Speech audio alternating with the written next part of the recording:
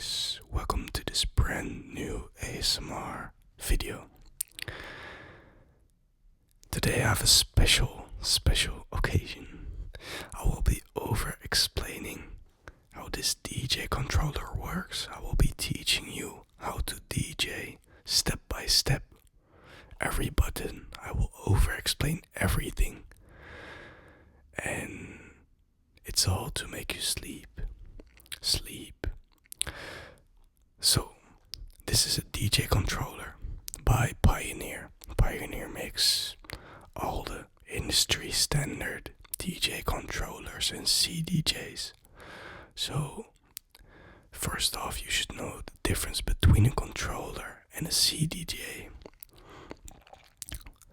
So a CDJ is a very big DJ table with much bigger jog wheels, and it doesn't connect to your laptop or computer. It has its own CPU, it has its own operating system. So if you want to play music on a CDJ, a big one, you have to bring your own USB with all your tracks, and then you can upload them to the CDJ and you can play them live inside of a club. But I don't have one of those because they're basically too expensive. Most of them will go for about 1k, 2k, 3k, and the biggest ones will go for like about 10k. Depends on which one you want. So I myself have a FLX4, and that's a DJ controller. So that basically means that it doesn't have its own operating system. It connects to your laptop and it can't work without a laptop. It basically is dependent on using a laptop or computer, and it's a controller, as it is called, so that means it only controls the sound. It's not a DJ set on its own. So that's basically the difference, and this one is much cheaper as well. So if you're planning to get into DJing as well, then this is actually the best of the best budget controllers that you can purchase if you're just starting out. So without further ado, let's get into the explanation. So this controller is about $350. So that's still a lot of money, but why that is because Pioneer, the producer of this specific FLX DJ controller, has put the prices very high because there's a lot of people that want to buy this controller, so they can raise their prices. And there are also not a lot of big companies that produce these kinds of controllers and CDJs, so because of those reasons they ask a very high price. So let's start out with the basics. So first, you have a track, a song, an MP3 file mostly. It can also be a WAV file. It's just different types of files of a song. And an MP3 is the smallest one, so it means it's compressed. Most DJs use MP3 on the highest quality. I myself do that as well. And when you're in your Rekordbox program, you just load your MP3 files on your left deck or your right deck. And that basically means that your track is being played on the left side or the right side of the deck. And everything inside of the deck is mirrored. So that basically means that everything that happens here is also available here. But the difference is this is a different track and this is a different track. So the goal of DJing is to mix two songs, and sometimes more, but for the sake of this video, two songs. You have to mix them into each other as smooth as possible, or as, nice as possible, because it doesn't always have to be smooth, but it has to sound good. So you just load your song onto the left or right deck. Alright. Then you have these two buttons right here.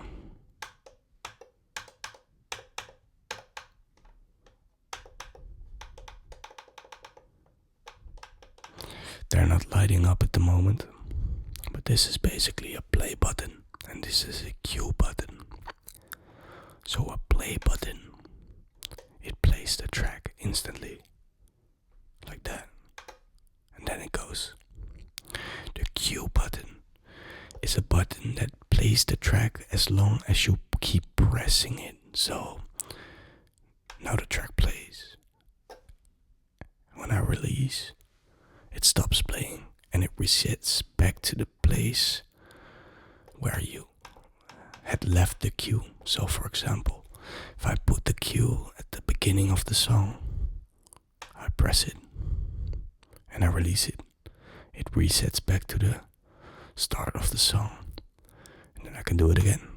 What the reason of that function is basically if this track is playing, for example, this track plays 1, 2, 3, 4, 1, 2, 3, 4, then I can use the cue button to kind of count the track in. So if this one is playing 1, 2, 3, 4, 1, 2, 3, 4, play, like that.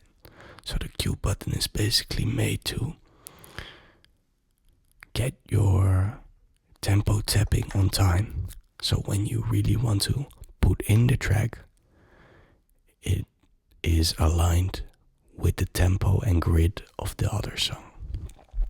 Speaking of tempo, you have to adjust the tempo of both tracks, because a BPM, beats per minute, is very different in each track. So for example, if you were to DJ with a house set, so you only have house music is generally around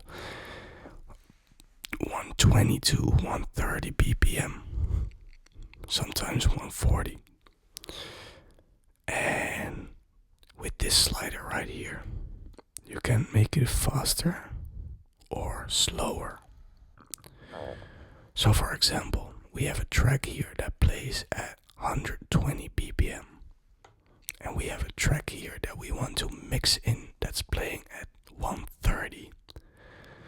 We can adjust the tempo of the left track by 10 BPM with this slider until it's also 120. And that means that they're the same speed, the same BPM. So when I play this track, they're gonna be synced together. So that's very, very, very important, because if you don't do that, after some seconds in the song, you're gonna hear that this one is playing faster and it's just gonna sound all messed up. So that's basically the basics of, starting a song. Next button. This one is also very important. This is the jog wheel. This is in my opinion, when I didn't know how DJing worked, the most, popular thing on a controller. It's the most, iconic thing on a DJ controller. And that's because back in the days when we didn't have digital controllers like this one right here, this used to be a vinyl, like a big vinyl. And we used to put the song on the jog wheel, right? So that's why it's so iconic. It's really like the spot of the song itself. So when you turn the jog wheel to the right, it will go further into the song, and if you go to the left, then it will go back into the song. And if you do it very, very quickly like this, that's called a backspin. And a backspin sounds like kind of like that. And if you want to scratch, that's also possible, but it's best to do it with vinyl. You can go like this, like that. And that's that iconic scratch sound that we all know, that something like that. It's also iconic for, hip hop and stuff like that. Alright, that's the jog wheel. And it's mostly used to, for example, if you play this track, you want to mix in this one. There you go. And I clicked a little bit too late, so the grid of the songs are not aligned. They're not aligned. I can adjust it a little bit so that the grid is exactly synced, so that they play their beat at exactly the same time. But what I can also do is, if you wanna, play your song or mix your track in, starting at a different point in the song, for example, after 8 bars, you can move this jog wheel to the 8th bar, set the cue over there, and that means that the starting point of the song will be at the 8th bar. Alright. Next up, we've got my favorite set of buttons, and these are the equalizers, well known as the EQ. The EQs. And we have the lows, the low EQ, the mid IQ, the mid EQ, and the high EQs. And we have 3 of them in total. 3 for the left track and 3 for the right track. The right track, the right track. Alright, so as you may know, a track has different elements inside of it. So, for example, a pop song has a nice bass line, an acoustic bass. It has a nice vocal. Someone sings. It has nice guitar, a nice chord progression. And it may also have some drums, a clap, a hi-hat. It's the ticky sound like this. And you also have the kick. But every element has its own frequencies. So, for example, a bass, it's a very low note. It has a low frequency, like boo, something like that. And when you adjust the volume of the low EQ, it turns off the bass. So that means the bass, the kick, because the kick, the punch is also very low and will go silent. So if I do this, it will go silent, and if I put it back in, you can hear it again. And I can also put it all the way to the right, but we as DJs actually never do this. Well, most of us, because if you do this, the volume is just gonna be all messed up and it's gonna sound distorted. Alright, next up, the mid frequencies. The mid frequencies. The mid frequencies. Mid frequencies. The mid frequencies are very, very, very important. They're actually the most important thing about the song. Well, not the most, but they're the most hearable. They make the most difference if you remove them. So the mids are basically the melody, all the instruments, all the tonal instruments like guitars, pianos, vocalists, flutes, keyboards, stuff like that. And the mids, these are, mid-ranged frequencies.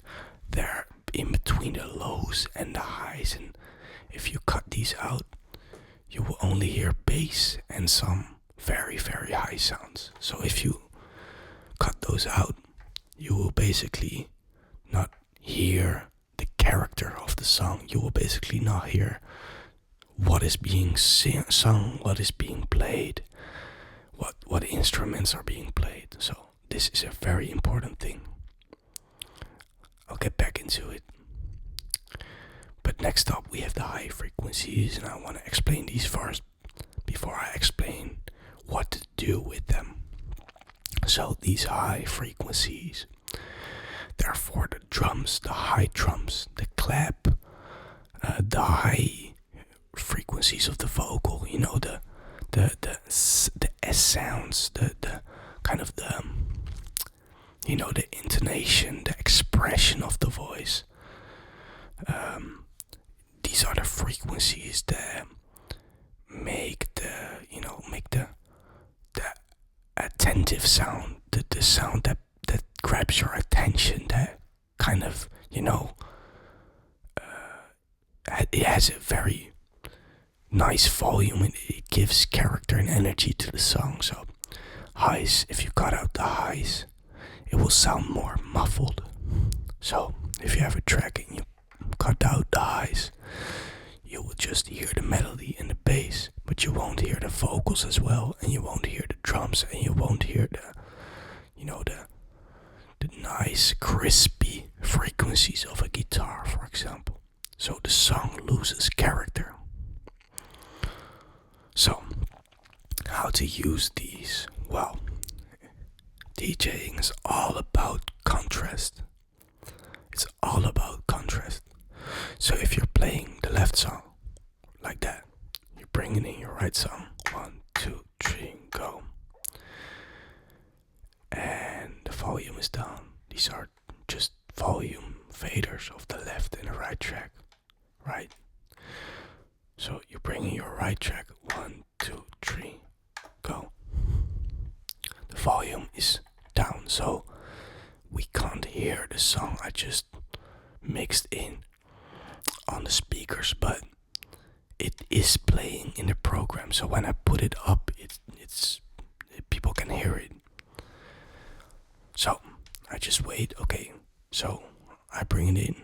Before I start to bring my right track in on the left track, I cut out the low frequencies, because if you have two basses playing at the same time, it's gonna sound very, very bad.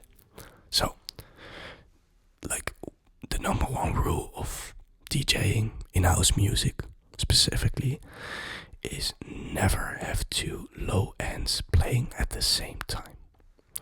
Alright, so when we start to bring in the right track more and more and more and more, we want to, before we fully bring it in, we want to put the melody a little bit, just a little bit more quiet. And the highs, we'll keep it at the same. And while we bring in the volume, we'll cut out the high frequencies of the left track a little bit. Like that. 1, 2, 3, go. And now they're playing at the same time. And because I cut out those high frequencies a little bit, it's not gonna be, people are not gonna be able to hear that the track just got louder because I mixed in a second one. So, as the song continues, I cut out the melody from the left track more and more while I bring up the volume of the right one. And as I do that, I just switch up, like that. And now the melody on the right track is dominant, and the left one is a little bit more quiet. And then I wait for the right moment, and then I switch the bass. 1, 2, 3, switch the bass. And now this track is fully dominant, and this one is a little bit more quiet. So that's basically the basics of DJing. And let me tell you, there is about 4 times, 3 or 4, 5 times this amount of functions and buttons on this DJ controller that you can use. But I want to know what you think of this video, and I want to know what you think of this controller, because if you guys do like this video and do leave a comment and do show me some appreciation for this, I will for sure get you guys a part 2, a part 3, a part 4, and a part 5. But it's very important for you guys to let me know if you want to know more about this. Because what I just learned, you guys, is the basics, and these are the things you have to know if you want to go ahead and mix a track. If you know this, what I just told you, you can do a little bit of DJing. You can do the basics without effects, without looping, without, transient effects, without muffling it out, without risers. But just let me know. Like the video, and I'll get you guys a second one, a third one, a fourth one. Because if I were to explain this whole thing to you guys, we would be sitting here for about 3 hours. And that's no kiddings, maybe even 4 if I wanted to explain everything to you guys about this controller, all the functions. Man, we'd be sitting here for 10 hours. I'm not even kidding. So, just let me know which one is your favorite button. Because I really wonder what yours is. Mine is the EQ button. Specifically the low frequencies, because I really like bass. I love bass, and it's the most iconic element in garage music, which I normally DJ. So that was it for today, guys. Make sure to enjoy your sleep. Make sure to let me know, as I told you, what you think. And make sure to sleep well. I'll see you guys in the next one. Bye.